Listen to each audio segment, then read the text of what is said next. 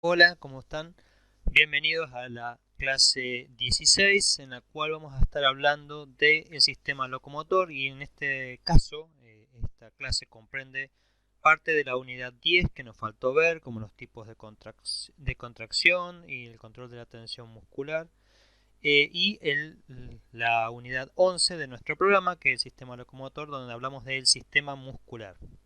Nosotros tenemos que comprender que el sistema, acá hablamos del sistema locomotor, ¿sí? Y el sistema locomotor está compuesto por este sistema muscular y el sistema esquelético, o también se lo llama osteoarticular.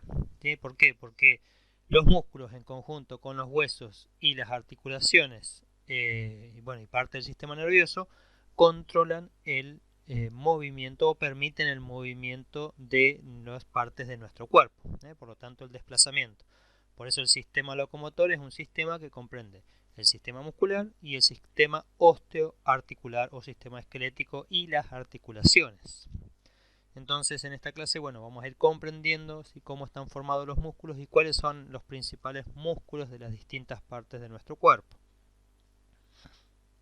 Antes de continuar con la clase tenemos que ver que nuestro sistema muscular, o sea, cuando hablamos de sistema muscular estamos hablando del músculo esquelético, es decir, el músculo que permite el movimiento, y su función principal es precisamente eso, es decir, producir movimiento en nuestro organismo. El movimiento de las partes del esqueleto, ¿sí? O sea, cuando hablamos de sistema muscular hablamos de los músculos unidos a los huesos. Y en este sistema muscular, es decir, en este sistema locomotor, entonces vamos a ver que tenemos implicados alrededor de unos 700 músculos. Entonces, todos estos músculos, para estudiarlos, ya habíamos hablado de que un músculo es un órgano en sí, pues ya que está compuesto por tejido muscular esquelético y tejido conectivo fundamentalmente, y también vamos a encontrar la presencia del tejido nervioso. ¿Sí? Por eso, es importante también comprender cómo se produce la contracción muscular, cómo están formadas las articulaciones entre los huesos y los huesos, para comprender cómo se produce el movimiento, ya que en el movimiento participan músculos, articulaciones y huesos, en las cuales vemos que los músculos lo que hacen es traccionar desde los tendones que están insertos en los huesos una determinada zona o estructura ósea, con lo cual acá en este caso este músculo lo que haría es producir la flexión de la pierna, puede ser hacia atrás, y en este caso entonces este músculo tiene esa función, o la de levantar el pie. Entonces vemos que de esta manera, o sea, los músculos jalan o tironean las partes óseas que están unidas, y a través de hacer una articulación, y esa articulación a su vez es la que permite que se mueva esa parte del cuerpo. Vamos a ver entonces que casi todos los músculos de nuestro cuerpo están formados por tres partes. Tienen un origen, que es el lugar en donde está inserto, más bien en la parte que no es móvil, la parte fija de la articulación. Luego tienen una zona, y está formado fundamentalmente por la unión de los tendones con el hueso. Luego tenemos el vientre, que es la parte carnosa, es la parte contráctil, es donde tenemos el tejido muscular presente en las zonas del origen y en la inserción, que es esta zona. Lo que tenemos más que nada es presente tejido conectivo. Y entonces luego del vientre sigue la inserción, que es el punto donde se conecta entonces el tendón con la zona móvil de esa articulación. ¿Sí? Entonces de esta manera, vemos que las partes principales de un músculo se distinguen en origen, vientre e inserción, que en este caso este músculo, que es el gastrocnemio, que es el gemelo, fíjense que ahora vamos a ver este tipo de músculo, ya lo vamos a ver, tiene como dos partes, por eso se lo llama gemelo. Está unido al talón, al hueso del calcáneo, a través de lo que se llama el tendón de Aquiles, que incluso uno lo puede palpar si se toca por detrás de la pierna. tiene funciones de la flexión plantar a nivel del tobillo y la de la flexión de la pierna a nivel de la articulación de la rodilla. Entonces, ese origen siempre está relacionado con la zona, lo que se llama la parte que no es móvil, es decir, la parte estacionaria de la articulación, mientras que la inserción tiene que ver con la inserción o la unión a la parte móvil de esa articulación, y el vientre es esa parte más carnosa del músculo que es la que produce la contracción debido a que se acortan las miofibrillas. Bien, ¿cómo vamos a clasificar los músculos entonces? Los podemos clasificar de acuerdo a su función.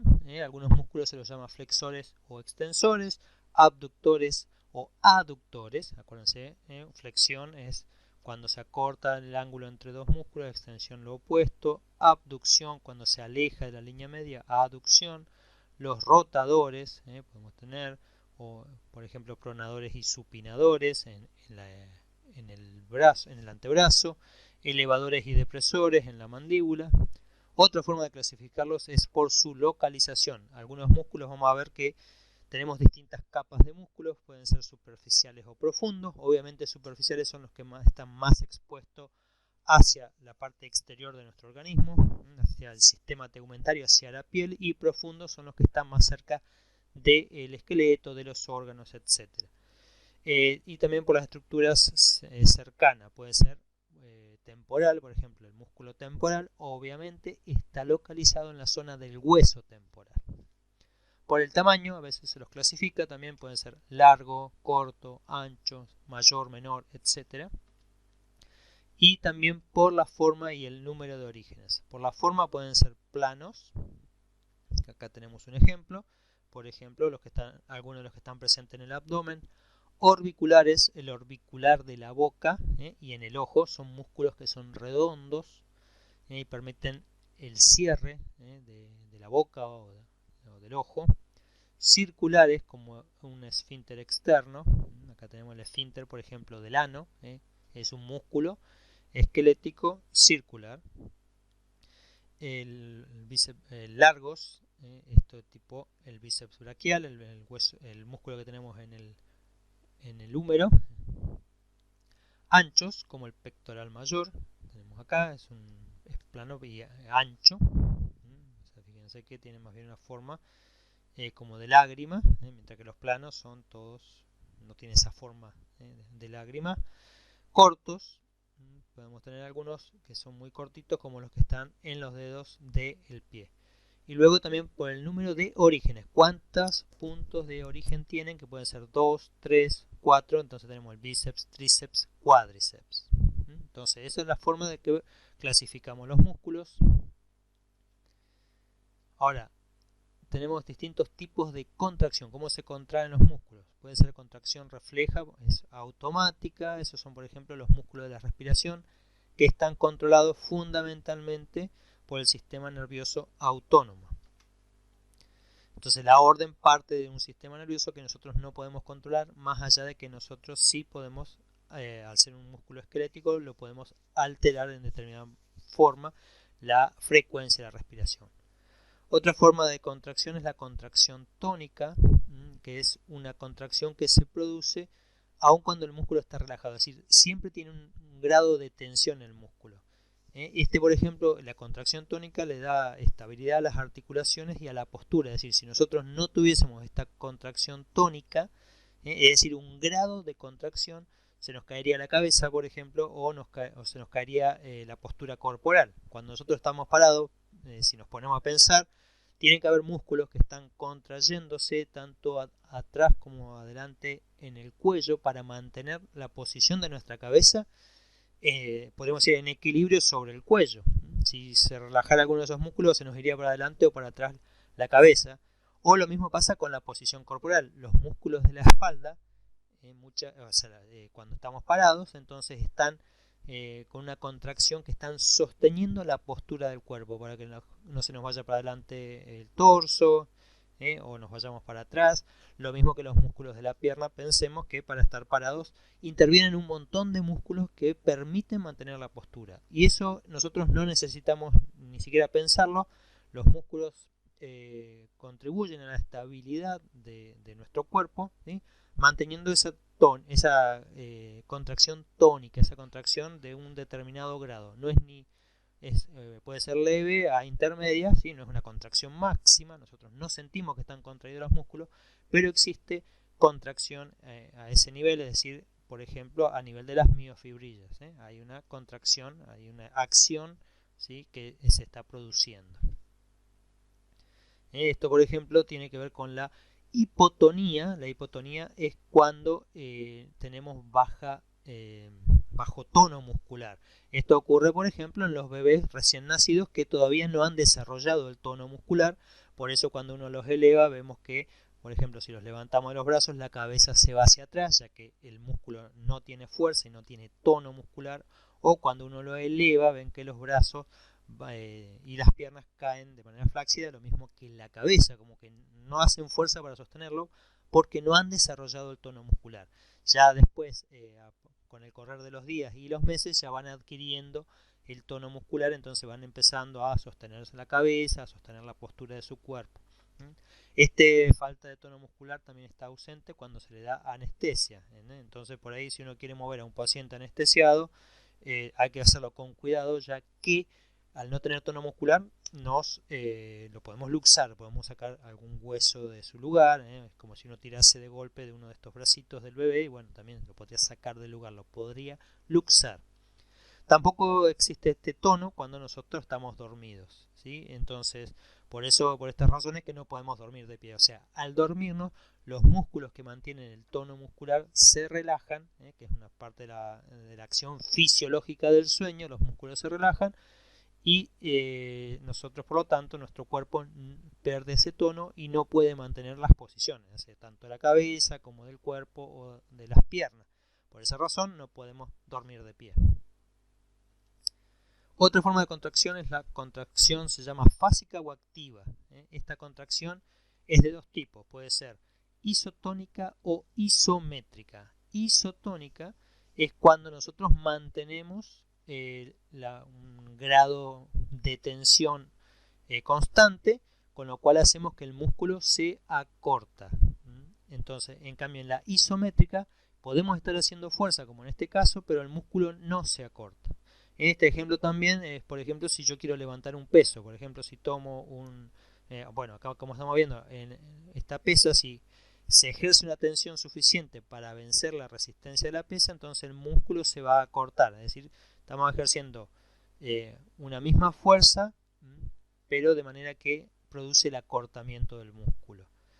En cambio, como le digo, en la isométrica, por más que ejerzo fuerza, es decir, es como pues, si yo sostuviese la pesa, que podría ser o un libro, lo sostengo en esa posición, pensemos o démonos cuenta que uno está haciendo fuerza, pero no está ejerciendo tracción sobre los huesos, o sea, no la tracción como para vencer la resistencia de ese peso. Ese tipo de fuerza se la llama isométrica y es un tipo de ejercitación también, en el cual, o sea, yo me puedo quedar sosteniendo, por ejemplo, de una barra, tratando de sostener mi posición, y ahí estoy haciendo una contracción isométrica. Pensemos que ahí, o sea, las miofibrillas y los filamentos gruesos y finos tienen que estar ejerciendo acción, pero su acción no es el deslizamiento, sino el de mantener la posición del músculo. Y en ese mantenimiento también hacemos fuerza, también es una contracción. Las contracciones pueden ser concéntricas o excéntricas, es decir, yo puedo hacer fuerza cuando se acorta el músculo o fuerza cuando bajo este peso, y entonces ahí tengo que si lo voy bajando lentamente, o sea, concéntrica es cuando el músculo se acorta, excéntrica es cuando el músculo se alarga, es decir, si yo bajo un peso lentamente, fíjense que el que tiene que hacer fuerza acá es el bíceps, tanto cuando sube, pero cuando baja ese peso, si lo quiero hacer lentamente, ¿sí? Necesito hacer fuerza también sobre el mismo músculo que estaba actuando. Entonces, esa fuerza que estoy haciendo, que produce el alargamiento, es la fuerza, la contracción isotónica excéntrica. Entonces, y acá también tenemos otro concepto que es el de músculos agonistas y antagonistas. En este caso, el músculo, el bíceps braquial, es un músculo que produce el acortamiento ¿sí? O el acercamiento, la flexión del antebrazo. Y en este caso ese músculo es agonista. Pero si yo quiero alargar, o sea que vuelva a su posición, un músculo extensor es el tríceps braquial, que tracciona sobre los huesos del antebrazo para que baje otra vez este hueso, o esta parte del cuerpo, ¿sí? Entonces, el que ejerce el efecto opuesto se lo llama antagonista. Entonces, agonistas son los que hacen, por ejemplo, flexión, y el antagonista de este músculo que hace flexión es el tríceps braquial, que bueno, sería el que tiene el efecto contrario, que es el de extensión. Acá en el atlas entonces vamos a ver un poco más en detalle ahora el sistema muscular y el tema de los orígenes de las inserciones. Si seleccionamos en esta parte el sistema muscular, acá podemos ver los músculos. En la parte primera vimos el ejemplo de los bíceps braquiales. Acá fíjense que tienen dos partes, el bíceps braquial, la cabeza larga y la cabeza corta. Si seleccionamos en esta parte podemos ver entonces el origen. Acá está señalado. Por ejemplo, seleccionamos la cabeza corta, tenemos en esta parte, este es el origen, y nos indica dónde está, que es la escápula, y su inserción es en el radio. Ahora, si seleccionamos el otro, entonces, del bíceps, fíjense que tenemos esta zona que acá tiene un origen y otro origen, tiene dos orígenes, y este segundo origen está dado entonces en la escápula. Un origen era, dijimos acá, bueno, escápula, y el otro origen es, bueno, ambos en la escápula, pero en distintas zonas, y tienen una misma inserción que es acá, como vemos, en el radio. Incluso, bueno, el programa acá nos puede dar la irrigación, por donde van las venas y las arterias, la inervación, los nervios que irrigan este músculo. Y bueno, de esa manera entonces esto era para que veamos que tenemos dos orígenes. Podemos ir ocultando los músculos para ver con más claridad el que nos interesa, como el bíceps se inserta en la escápula y en el radio en su inserción. Y esta zona de acá, la zona carnosa, entonces es el cuerpo del músculo. Bien, ahora nos preguntamos entonces cómo es que producen movimiento los músculos. Dijimos, los músculos traccionan sobre los huesos, pero al ejercer esta acción, ¿sí?, de los músculos sobre los huesos, estos están actuando como palancas y las articulaciones funcionan como puntos de apoyo. Esto está relacionado con los estudios que hizo Arquímedes hace ya más de 2000 años, que fue el que desarrolló el principio o los estudios sobre lo que era la palanca. Y él llegó a decir, dadme un punto de apoyo y moveré al mundo. ¿Por qué? Porque las palancas permiten obtener una ventaja mecánica en algunas ocasiones y en otras una desventaja. Ahora ya vamos a ver un poquito eso. ¿Y por qué es importante? Decimos porque, bueno, que entonces los huesos y los músculos actuando en conjunto con las articulaciones actúan como este sistema de palancas en el cual la palanca es esta estructura rígida que podría ser en este caso el hueso, y está apoyada sobre un punto de apoyo, un punto inmóvil, fijo, que se le llama el fulcro, y actúan dos fuerzas, una que es el esfuerzo o la potencia que intenta vencer a la segunda fuerza, que es la carga o resistencia. En nuestro caso, el esfuerzo está ejercido por la fuerza muscular, o sea, por el músculo, y la resistencia es habitualmente la parte corporal que se opone a ese movimiento, o sea, o es a la que se está intentando movilizar. Entonces, el movimiento se va a producir cuando la carga, por ejemplo, acá estamos viendo el bíceps braquial, cuando el esfuerzo supere a la resistencia. Acá tenemos el punto de apoyo, que es el fulcro, el bíceps braquial, que es el que hace el esfuerzo, y la carga o resistencia, que sería en este caso un peso, y que está también unido a esta parte del cuerpo. Es decir, hay que hacer un esfuerzo para elevar el antebrazo y la carga que tiene el antebrazo. Lo opuesto sería, o sea, si queremos bajar con fuerza el antebrazo, acá el músculo que estaría actuando entonces sería el tríceps braquial que está por detrás. Entonces acá en este ejemplo que estamos viendo vemos el punto de apoyo, el fulcro es la articulación del codo y la palanca es el antebrazo donde tenemos la carga y el bíceps es el esfuerzo o la fuerza que se está aplicando, ¿sí? Acá dijimos hay dos tipos de fuerza, entonces, ¿sí? Una que hace el esfuerzo y otra que es la resistencia que se opone. Entonces, bueno, como nos dice acá, los huesos no pueden contraerse, pero sí actuar como palancas. Entonces, y el movimiento de la palanca, el que lo está moviendo esa palanca es el músculo. Entonces los músculos cuando traccionan sobre la inserción, el tendón de que se insertan, producen el movimiento sobre esa articulación, sobre este punto de apoyo.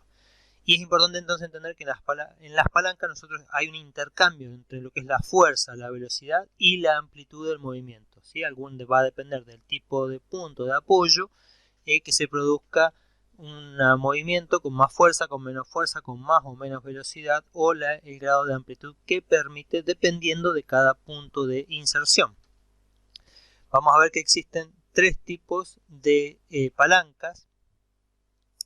La palanca, o sea, de primera, de segunda y de tercera clase, y dependiendo de la posición del fulcro, de la resistencia en este caso y de la fuerza o el esfuerzo, esto nos va a hablar de lo que se llama que opere con ventaja o desventaja mecánica. Es decir, con ventaja mecánica es cuando uno aplica la fuerza, o sea, hay que aplicar poca fuerza para mover algo más pesado, mientras que una desventaja mecánica sí permite el movimiento, pero hay que aplicar mucha fuerza para mover algo quizás liviano. Los ejemplos que podemos sí es el de, por ejemplo, cuando uno tiene que, o en el caso de la carretilla, sí, o si uno tiene que mover algo que está cerca del fulcro, en este caso una tijera, si tenemos que cortar algo cerca del fulcro, y mientras más larga sea la tijera, menos resistencia o menos fuerza o esfuerzo hay que hacer para producir ese corte, mientras que si tenemos que cortar algo lejos y estamos acá cerca, y hay que hacer más esfuerzo, ¿sí? Entonces, ahí puede ser que tengamos en el primer caso ventaja mecánica y en el segundo desventaja mecánica. Entonces, por ejemplo, en el tema en los de segunda clase, bueno, siempre hay ventaja mecánica. Bueno, ahora los vamos a analizar un poco más en detalle.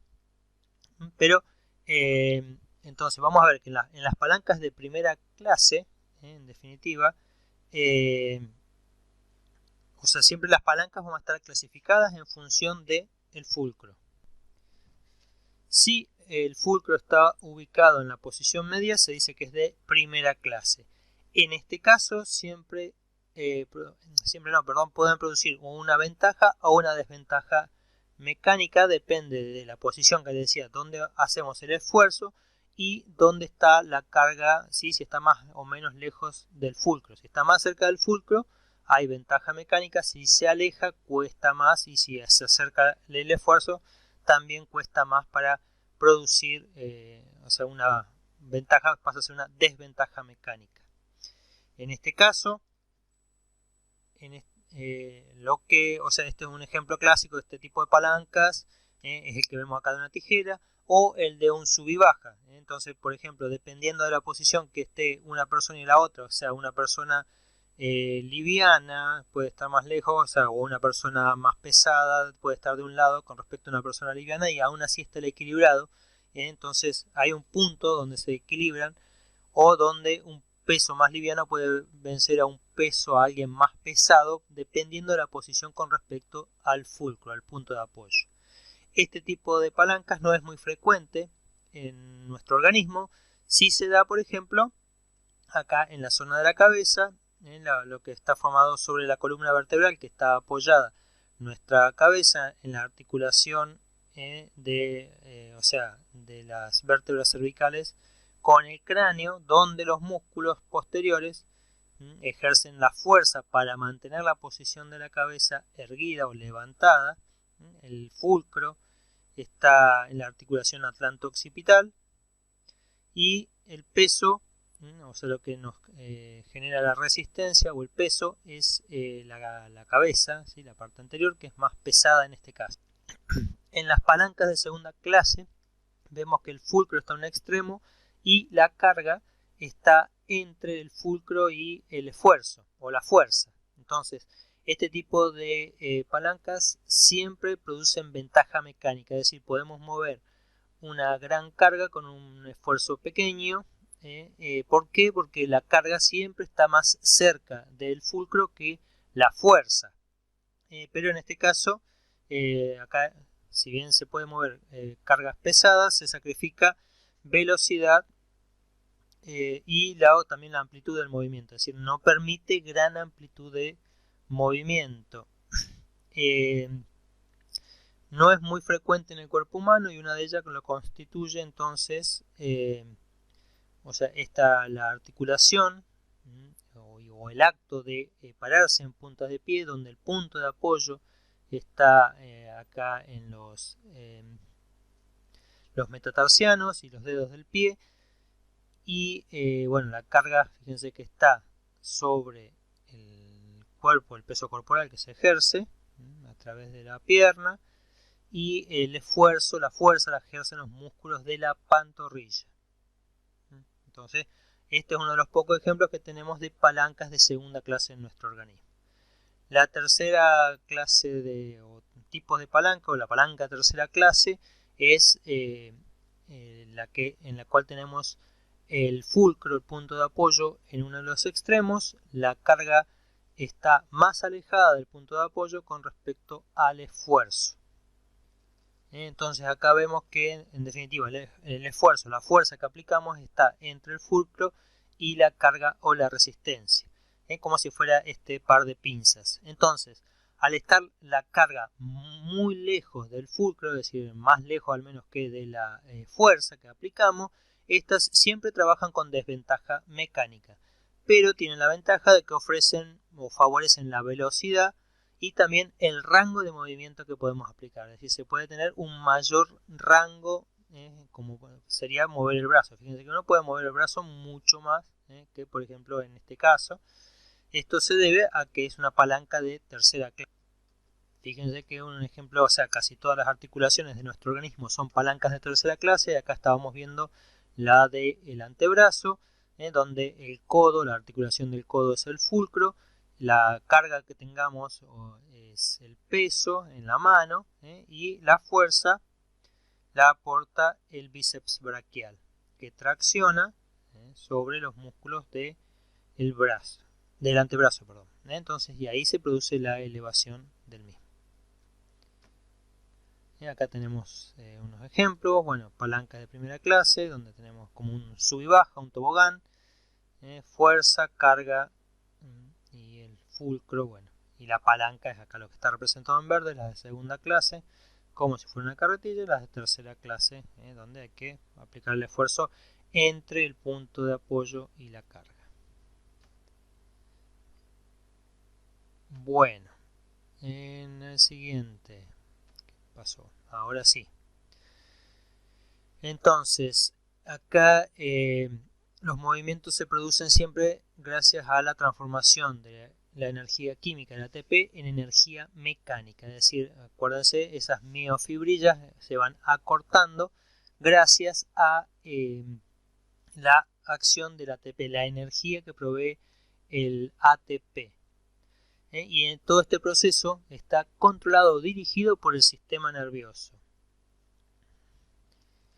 Entonces, en definitiva, cuando llega un impulso nervioso que le ordena a este músculo contraerse, ¿sí? Entonces esta energía mecánica que fue transformada de la energía química del ATP desplaza la palanca ósea y haciendo que se desplacen los huesos o el aparato locomotor, que se llama pasivo. De esta forma, hay dos formas de aplicar el movimiento. Uno puede ser involuntario, como es el del músculo liso, donde nosotros no lo controlamos, o el voluntario, donde nosotros controlamos a través del sistema nervioso somático los músculos estriados, como son los del sistema locomotor. Los impulsos nerviosos que llegan de las neuronas se las llaman o provienen a través de neuronas llamadas las neuronas motoras somáticas y generan un solo potencial de acción, es decir, una descarga de esa neurona somática genera un potencial de acción en un conjunto de fibras musculares con las cuales interactúa, ¿sí? O con las cuales hace sinapsis. Esa se la llama la unidad motora. Entonces, la fuerza o la tensión que ejerce una fibra muscular depende sobre todo de la velocidad con la que están llegando los impulsos nerviosos a esa unión neuromuscular, o sea, el ritmo. Entonces, el número de impulsos por segundo se le llama la frecuencia de estimulación. Acá tenemos que ver entonces una unidad motora, está formada, por ejemplo, acá en una neurona somática y las fibras con las que interactúa. Dentro de un músculo podemos tener varias unidades motoras, de hecho tenemos varias unidades motoras, es decir, varias neuronas interactúan con una neurona va a interactuar con varias fibras de un músculo, mientras que esta neurona que está representada en verde interactúa con las fibras musculares dentro del mismo músculo. Establece varios contactos sinápticos. Acá fíjense, esta con 2 fibras y esta con 3 fibras sinápticas, fibras musculares distintas. Es decir, dentro de un músculo tenemos muchas unidades motoras. Entonces, o sea, la idea es que no siempre todas las unidades motoras se activan al mismo tiempo. Es decir, puede ser que en un músculo se estén activando algunas fibras musculares debido a algunas unidades motoras y otras permanezcan relajadas. ¿Por qué? Esto ayuda a que controlemos los movimientos de manera precisa. Es decir, si yo tengo que levantar algo, una virome liviana con mi brazo, no necesito reclutar todas las unidades motoras, porque si yo reclutase todo esto, levantaría rápidamente, ¿sí? Sería una contracción fuerte sostenida para levantar un peso que no era necesario que sea tan fuerte. Entonces, a eso se refiere el control de las, o para eso existen las unidades motoras, para que nosotros controlemos de manera precisa cuánta fuerza necesitamos. Es decir, si yo quiero levantar algo liviano, voy a primero intentarlo con algunas unidades motoras o con un poco. Si veo que necesito más, se van reclutando más y más. Entonces, también el control preciso de los músculos está dado por cuántas unidades motoras tenemos dentro de un músculo. Por ejemplo, en la laringe, o sea, hay pocas, o sea, para que sea más preciso la vocalización, por ejemplo, podemos tener cada 2 o 3 fibras una neurona motora. Es decir, que una neurona motora controla 2 o 3 fibras nada más. Mientras que en grandes músculos como el gastrocnemio, el gemelo, una neurona controla entre 2000 y 3000 fibras. Es decir, que es un movimiento mucho más intenso. O sea, una sola unidad motora produce hay un movimiento más brusco, más intenso sobre casi todo el músculo porque controla muchas más fibras musculares. Mientras que, como les digo, en la laringe, que se necesita un control más preciso, ahí son una unidad, o sea, una neurona controla pocas fibras musculares, entonces hay muchas más unidades motoras. En cambio, en el músculo gastrocnemio vamos a tener pocas unidades motoras, ya que una sola motoneurona controla muchas fibras musculares. Entonces acá vemos que cuando todas las fibras musculares de esta unidad motora se contraen y se relajan juntas, es decir, estas dos se van a contraer juntas, estas 3 que están en verde se van a contraer juntas. Y como les digo, dentro de un músculo nosotros podemos tener varias unidades motoras y esto está pasando dentro del mismo músculo. Entonces, la fuerza total de la contracción del músculo va a depender del tamaño de las unidades motoras, que tenga pocas o muchas fibras, y de la cantidad activadas de unidades motoras en un determinado momento. Es decir, mientras más fuerza necesito hacer, más unidades motoras voy a reclutar para ejercer esa fuerza. o sea, el grado o la fuerza de contracción de un músculo se determina o se puede medir con registros llamados un electromiograma. Entonces el electromiograma registra lo que vemos acá en este eje, la fuerza de contracción en función del tiempo. Acá estamos hablando, fíjense que este tiempo son milisegundos, es decir, son milésimas de segundo. Y esto nos está indicando cómo es que se comienza a contraer un músculo cuando llega una potencial de acción a una unidad motora. Entonces el electromiograma registra entonces una sacudida muscular, una pequeña contracción, que es la contracción repentina de todas las fibras de la unidad motora. Cuando el músculo se contrajo, al menos se le da una activación, un potencial de acción o un choque eléctrico a una parte, puede ser a esta motoneurona. Entonces vamos a ver una pequeña contracción del músculo que aumenta su fuerza. Fíjense que existen, desde que le damos el estímulo eléctrico, 3 fases: el periodo de latencia, es decir, hay un pequeño periodo en el que demora el inicio de la contracción desde que se estimuló la neurona, que está relacionado con el tiempo en el que se transmite el impulso eléctrico, se libera la acetilcolina y se abren los canales de calcio.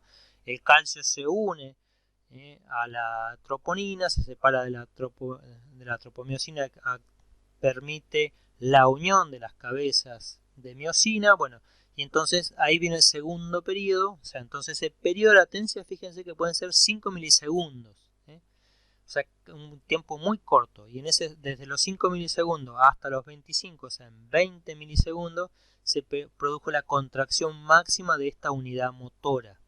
Entonces, en ese periodo, y luego viene un periodo de relajación, que es cuando se está secuestrando el calcio nuevamente en los retículos sarcoplasmáticos y el músculo ya no se vuelve a contraer. Y esto se va a repetir, o sea, o podemos agregar, acá estamos viendo un potencial de acción. Fíjese que un único potencial de acción genera una contracción aislada. Si generamos 2 potenciales de acción, se va a ver una sumatoria o una sumación, podemos decir, de los estímulos o de la potencia de contracción del músculo. Aumenta la contracción del músculo. Si nosotros empezamos a producir de manera con una alta frecuencia potenciales de acción, estos digamos, la fuerza de contracción se va sumando hasta que llega a un máximo, si ya aumentamos mucho, en el cual el músculo queda totalmente contraído y no se puede relajar. Esto se lo llama un proceso de tetaña. La tetaña es una contracción muy fuerte que no puede volver a la fase de relajación. ¿Sí? Cuando alguien tiene un espasmo tetánico es que está el músculo totalmente contraído, porque bueno, se liberó mucho calcio y el calcio intracelular no está volviendo a su nivel normal, no está bajando, y eso produce una contracción continua. Acá en estos casos tenemos una tetaña incompleta, en el cual hay una tetaña, o sea, debido a que hay una múltiple estimulación, el músculo no está logrando relajarse, pero cuando se terminan los potenciales de acción, ahí se puede bajar el calcio y llegamos otra vez en la fase de relajación. En este caso, bueno, tarda un poco más, porque al estar estimulándolo demasiado, queda, como les digo, en esa contracción sostenida, siempre y cuando estén los potenciales de acción. Entonces, esto nos está hablando de la frecuencia de estimulación. Entonces produce una sumación, o sea, a medida que yo mientras más le doy, si estamos en la etapa de recuperación, en cuanto a la frecuencia, es decir, si yo estoy estimulando cada 20 o 30 segundos, acá fíjense que es cada 80 o 100 por segundo, esto genera que cuando se está empezando a relajar, ya llegó otro impulso nervioso, se está empezando a relajar, llegó otro impulso nervioso, entonces esto genera una sumación de fuerza de contracción hasta llegar al máximo, y entonces bueno, el músculo queda contraído todo el tiempo. Entonces la fuerza total del músculo la vamos a aumentar a través de ¿qué? De aumentar el número de unidades motoras reclutadas o aumentar la frecuencia de estimulación. Entonces, como le digo, una persona, o sea, arranca reclutando pocas unidades motoras, dependiendo de la fuerza que tenga que hacer. Mientras más fuerza tenga que hacer, más unidades motoras va a ir reclutando, y más señales va a enviar su sistema nervioso para estar generando, ir sumando esos potenciales de acción dentro de las mismas unidades motoras, para que no se terminen de relajar, sino que sigan sumando, para que aumenten cada vez más la tensión. O sea, lo que hacen es aumentar la concentración de calcio intracelular más tiempo, y esto genera una fuerza mayor de contracción de las mismas fibras musculares, y además se recluta mayor número de unidades motoras. Bueno, entonces hemos hablado del concepto de unidad motora, y de los potenciales de acción que vienen del sistema nervioso para inducir la contracción, y que a mayor número de potenciales de acción, entonces mayor es la fuerza o la tensión que ejerce un músculo sobre su tendón y sobre, bueno, la parte móvil de esa palanca. Entonces ahora eso nos lleva un poco a entender también que si bien el músculo tiene fibras musculares, no todas las fibras musculares son iguales. Existen distintos tipos de fibras musculares, que antiguamente se las llamaba tipo 1, tipo 2A y tipo 2B. Hoy están clasificadas en estos tres. Son fibras oxidativa lenta, glucolítica rápida o oxidativa glucolítica rápida. ¿Cuál es la diferencia? Como estamos viendo acá, entonces, por un lado, el diámetro de la fibra es distinto. Vamos a ver que unas son más grandes que la otra. Otra de las principales características que se evidencia incluso a simple vista es la cantidad de mioglobina. La mioglobina, decíamos, es una proteína igual o similar a la de la hemoglobina, que es la que circula en sangre y le da el color rojo. Por lo tanto, la mioglobina, mientras más mioglobina tengamos, como vemos acá, imagínense que cuál es la que tiene más mioglobina, es esta, las que son más bien más oscuritas, más rojas. También difieren la cantidad de mitocondrias, otras van a tener más mitocondrias. Obviamente recuerden que en la mitocondria, ¿qué pasaba? Ocurre la respiración celular, entonces es donde producimos mayor cantidad de ATP por el ciclo de Krebs y la cadena respiratoria. Entonces, si una fibra necesita más oxígeno, tiene que ser oxidativa, entonces requiere más mitocondrias. Por otro lado, también depende del número de capilares, algunas van a estar más irrigadas que otras, y también, bueno, se diferencian por el color. Entonces, unas son rojas y otras son blancas y otras son más bien intermedias. Entonces, obviamente, esto va a diferir en la cantidad de mioglobina. Estas tienen más con las mitocondrias y obviamente más capilares. Fíjense que acá estas son las blancas, la que se llamaba, se llama blanca, que es quizás la que más vemos relacionada con las pechugas de pollo, las carnes que llamamos blancas, no tienen tanto contenido de mioglobina ni de mitocondrias, y las intermedias, las que son más bien entre grisecitas, son las oxidativa glucolítica rápida. Entonces estos tres tipos de fibra están en un mismo músculo, o sea, están formando parte del mismo músculo. Es importante distinguir que una unidad motora de la que hablábamos antes, una neurona que con todas sus fibras que está inervando, ¿sí? Una unidad motora está compuesta por el mismo tipo de fibras. Es decir, si inerva una fibra oxidativa lenta, va a inervar varias fibras oxidativas lentas, pero nunca una glucolítica rápida.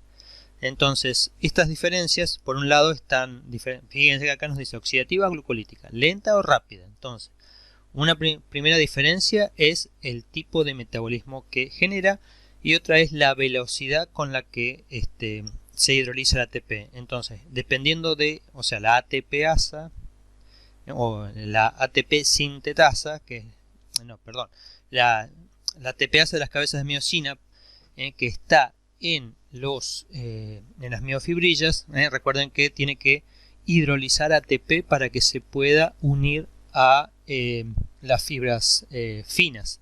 Entonces, la velocidad con la que es capaz de hidrolizar ATP va a depender de la velocidad de contracción, ¿sí? Entonces, si hidroliza ATP lentamente, la contracción va a ser más lenta.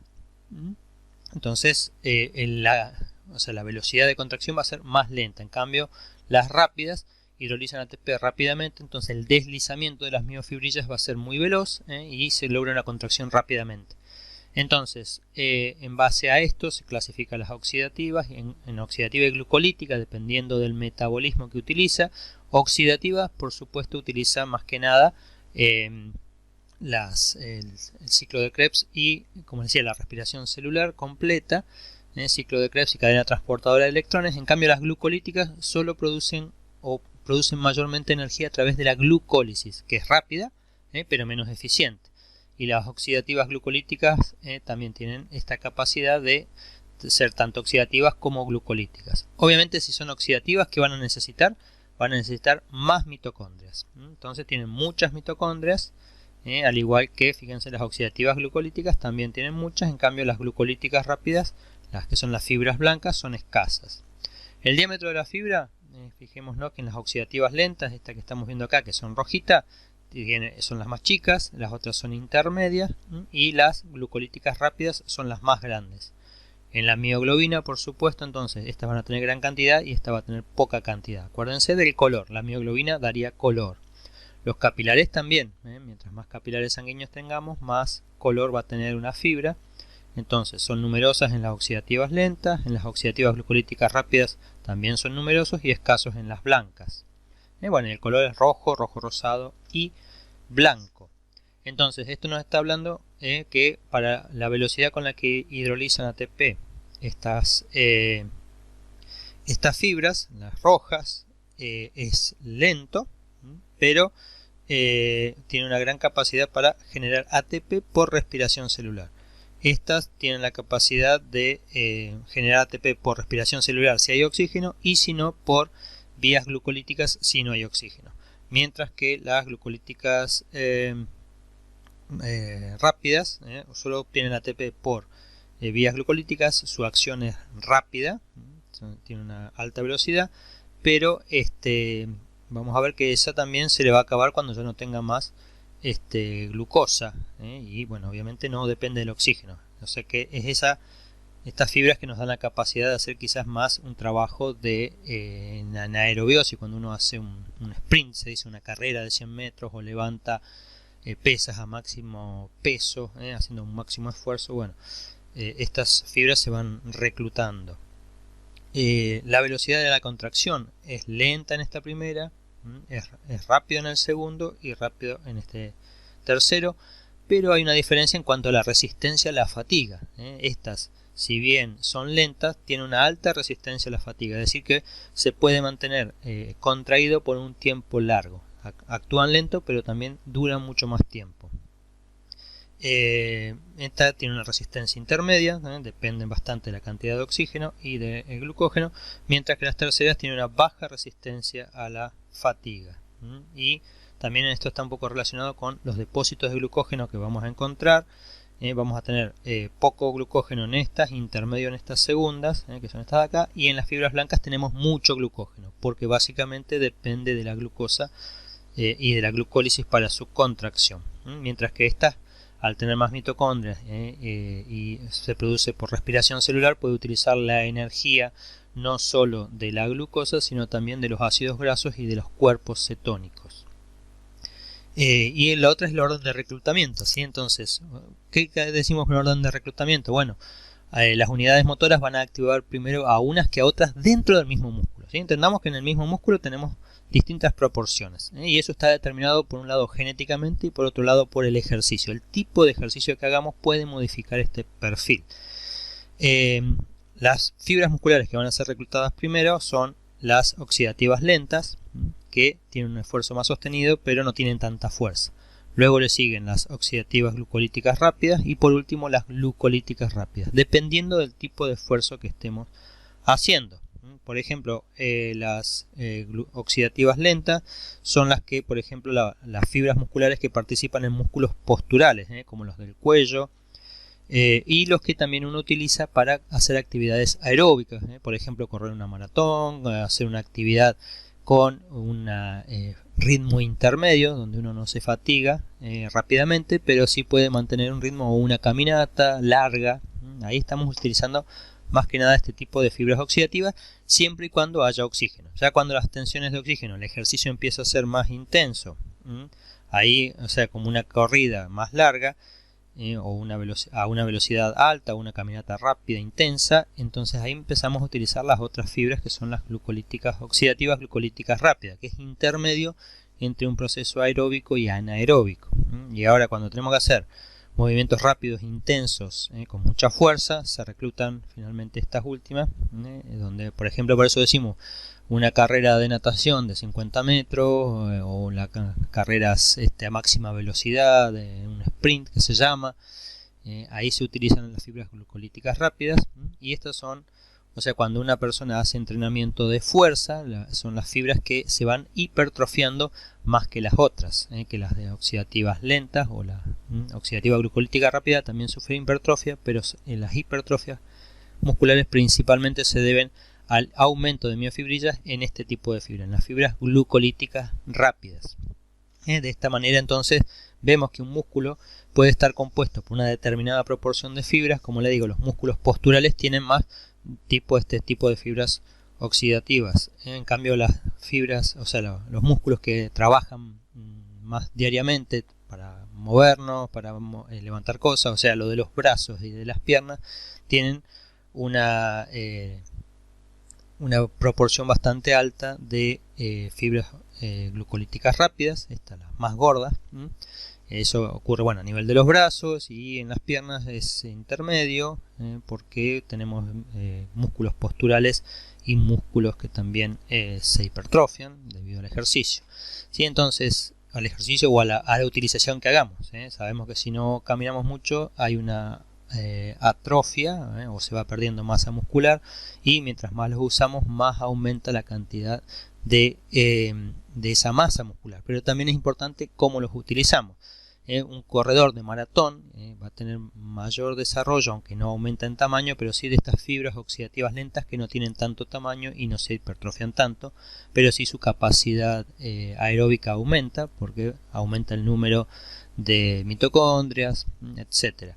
En cambio, las fibras glucolíticas rápidas se van a desarrollar más en una persona que haga pesas o entrenamiento de fuerza. Esto también lo relacionamos con algunas de las enfermedades que se nos van a presentar en la práctica de la clínica. Tenemos enfermedades neuromusculares donde la alteración está en la neurona o en la transmisión de la neurona. Esto ocurre, por ejemplo, en la miastenia gravis, donde el responsable son anticuerpos contra el receptor de acetilcolina. Es una enfermedad autoinmune, es decir, que el sistema inmune ataca a su propio cuerpo. En la distrofia muscular de Duchenne, acá hay una proteína estructural del músculo, la distrofina, que está mutada, y eso genera dificultades para caminar, pues, o sea, con el tiempo se van atrofiando los músculos. La fibromialgia es el dolor que nos producen los músculos y está relacionado con una inflamación en el tejido conjuntivo del músculo. ¿Sí? El problema está más que nada en el tejido más que en la fibra. Después también tenemos dolores musculares que pueden deberse, o sea, en distintos puntos, a contracturas. En las contracturas hay esta despolarización local que es persistente, o sea, dura en el tiempo, sin que haya ningún potencial de acción. Es decir, acá el músculo mismo se está depolarizando por causas todavía no bien determinadas, y esto lleva a un aumento del calcio por fuera de la célula, o sea, en el calcio extracelular, o el potasio, perdón, y el calcio también extracelular, que pueden estar aumentados y generar la depolarización de la fibra. Entonces eso lleva a una contractura. O sea, esto, por ejemplo, cuando permanece el calcio elevado dentro de la célula, porque se disparó, se activó durante mucho tiempo, pero después no se lo puede recapturar de manera adecuada, o se pierde potasio, o el potasio permanece elevado fuera de la fibra. Entonces eso lleva a que haya una contractura, es decir, que el músculo se mantenga contraído por tiempos más prolongados sin potencial de acción. También tenemos contracciones normales de los músculos esqueléticos que pueden llevar a tics, a calambres o fasciculaciones, partes del músculo que se queden contraídos. Un calambre es cuando el músculo queda contraído porque quizás ya no tiene más ATP, o está demasiado ácido, cuando las fibras glucolíticas producen por glucólisis, generan ácido láctico, y eso va generando una acidosis dentro de la célula, y eso genera finalmente un calambre, que se produzcan distintos fascículos, digamos, que estén contraídos y otros no. Entonces, bueno, eso va a llevar también dentro del mismo músculo a alteraciones en la función, que pueden ser en estos, algunas de estas son transitorias y otras ya son más prolongadas. El tema es que eso hay que irlo tratando para que no se genere una situación crónica. Antes de pasar a ver entonces los principales músculos, quería hacer un breve repaso dentro de la clasificación que habíamos visto de los músculos. Bueno, tiene que ver con la forma, el tamaño, la profundidad, etcétera. Pero también es importante que sepamos que los fascículos también condicionan un poco la función de un músculo. Y los fascículos son las fibras musculares, cómo se disponen esas fibras musculares. Acá nos vemos, por ejemplo, en paralelos. Entonces todos los fascículos, las fibras musculares, la célula muscular que es alargada, se disponen de manera paralela a este eje que se lo llama el eje longitudinal. Y termina con tendón aplanado tanto en la inserción como en el origen, ¿no? O sea, en ambos extremos. Acá nos dan algunos ejemplos. Otro ejemplo es el de fusiforme. En este caso también están dispuestos en un eje longitudinal, terminan en tendones aplanados, pero vamos a ver que tenemos la parte ensanchada en forma de huso, con un diámetro más ensanchado en la parte media que con respecto a la parte final. Es decir, tiene un ensanchamiento, es donde la fibra está más engrosada, y luego se afinan hacia los extremos, terminando ambos en un tendón redondeado o aplanado. Sí, entonces estamos hablando siempre de disposición de los fascículos, ¿sí? Acuérdense que los fascículos están compuestos por fibras, y dentro de un fascículo todas las fibras tienen la misma disposición. En los circulares, acá los fascículos se disponen de manera circular alrededor de, por ejemplo, un agujero. Esto se lo llama generalmente los esfínteres, y tienen el tendón, el punto de inserción y el origen y la inserción están en el mismo punto. Entonces los fascículos se disponen de manera concéntrica. Esto es, generalmente forman esfínteres o músculos que permiten abrir y cerrar determinadas estructuras, como por ejemplo en el ojo. La apertura, más bien el cierre de un ojo está dado por el músculo orbicular del ojo. Después tenemos la disposición triangular, en la cual los fascículos convergen en un punto, en un extremo, en un tendón grueso, pero en el origen generalmente está bastante extendido, está bastante disperso. No se reúnen en un único tendón, sino que hay muchos puntos de inserción, pero lo importante es que convergen en un único punto, que es en ese tendón central. Por eso tiene esta apariencia triangular. Por ejemplo, un ejemplo es el músculo pectoral mayor, el del pecho, que ya vamos a ver. Y después tenemos los peniformes, que tienen forma de, se dice, de pluma de ave, en la cual tenemos un tendón central, y los fascículos se unen a ese tendón que atraviesa prácticamente toda la longitud del músculo. Entonces son fascículos cortos que se unen a este tendón, y el tendón va prácticamente en toda la longitud del músculo. Entonces los peniformes tienen forma de pluma de ave, y pueden ser unipeniformes cuando tenemos un solo tendón y se unen a ese único tendón. O sea, los fascículos, hay una sola dirección de fascículos. Los bipeniformes, esto por ejemplo los extensores largos de los dedos. Los fascículos se disponen a ambos lados de un tendón central. Así tenemos fascículos orientados en esta dirección y estos orientados en la otra dirección, y todos se unen a un mismo tendón. Por ejemplo, el recto femoral, un músculo del fémur, de la pierna. Y los multipeniformes, tenemos varios orígenes.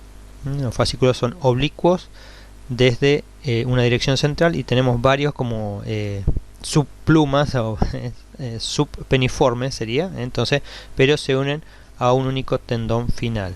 Es decir, se van desde varias direcciones. Fascículos también, fíjense que tenemos para cada una de estas bracitos que tiene este músculo distintos, que parecen bipeniformes, pero se unen a un único tendón central. Bien.